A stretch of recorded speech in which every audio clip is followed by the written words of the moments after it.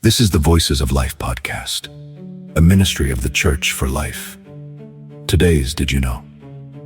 Episode brings us face to face with one of the most extraordinary stories in American naval history. The USS Indianapolis, a ship that carried presidents, fought across the Pacific, delivered the components of the first atomic bomb, and endured one of the most tragic losses ever recorded at sea. It is a story of courage, sacrifice, and the resilience of the human spirit. And guiding us through this powerful chapter of history is your host, Pastor David. Stay with us as we uncover the mission, the mystery, and the legacy of the USS Indianapolis. Welcome to the Voices of Life. I'm Pastor David.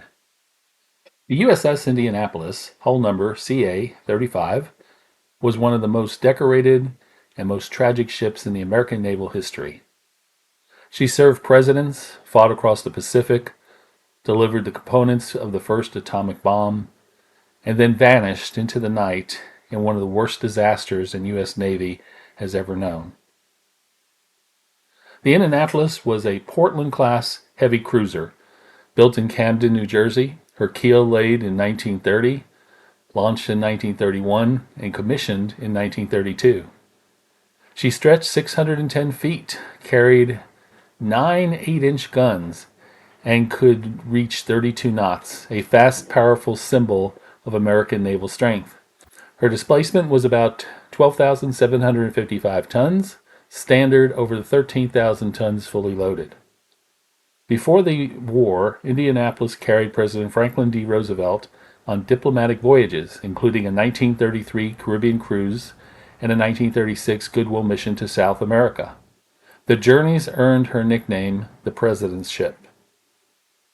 After Pearl Harbor, Indianapolis became a frontline combat vessel. She fought in the Aleutians, supported carrier operations, and bombarded enemy positions across the Pacific. She helped liberate the Marshall Islands, fought in the Great Marianas Turkey Shoot, and delivered devastating fire to Iwo Jima and Okinawa. In July 1945, Indianapolis received a secret assignment. She carried uranium-235 and critical components of the first atomic bomb to Tinian Island, the weapon that would later be used on Hiroshima. She completed the mission in just 10 days, a record-setting speed run across the Pacific. After delivering her cargo, Indianapolis sailed toward Leyte. She was not warned that Japanese submarines were operating in the area. Just after midnight on July 30th, 1945, the Japanese submarine I-58 fired 6 torpedoes. 2 struck the cruiser, 1 near the bow, 1 amidships. The Indianapolis sank in 12 minutes. The survivors faced one of the most brutal ordeals in naval history. No lifeboats, little water, burns, injuries, oil-soaked skin, and sharks. Oceanic whitetips and tiger sharks circling constantly. Men died from dehydration, exhaustion, hypothermia, and salt poisoning. The survivors spent approximately 4.5 days in the water. On August 2nd, a Navy pilot spotted the survivors. Another pilot landed his aircraft on the open ocean, a daring act to pull men from the water.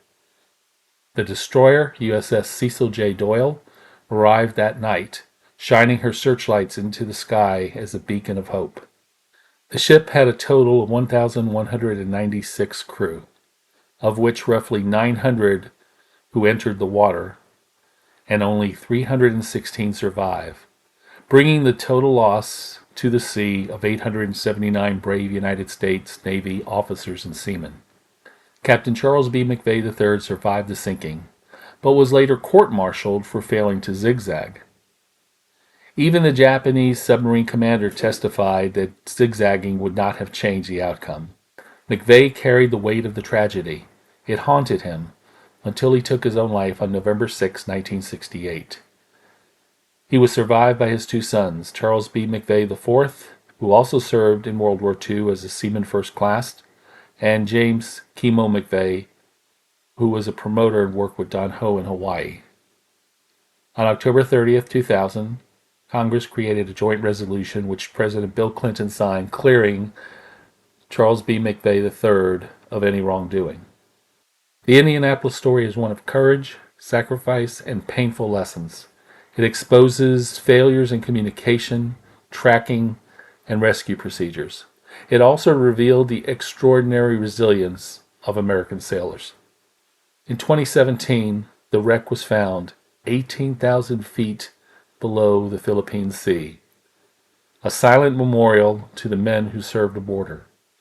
From presidential voyages to the Pacific's fiercest battles, to a mission that changed world history, the USS Indianapolis remains a symbol of honor, sacrifice, and the enduring cost of freedom.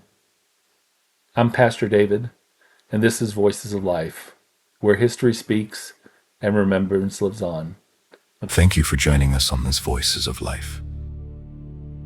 Did you know? Episode. Today we remembered the USS Indianapolis. Her service, her sacrifice, and the courage of the men who sailed into history aboard her. Their story reminds us that freedom carries a cost, and that honor is often written in the quiet bravery of those who stand their post.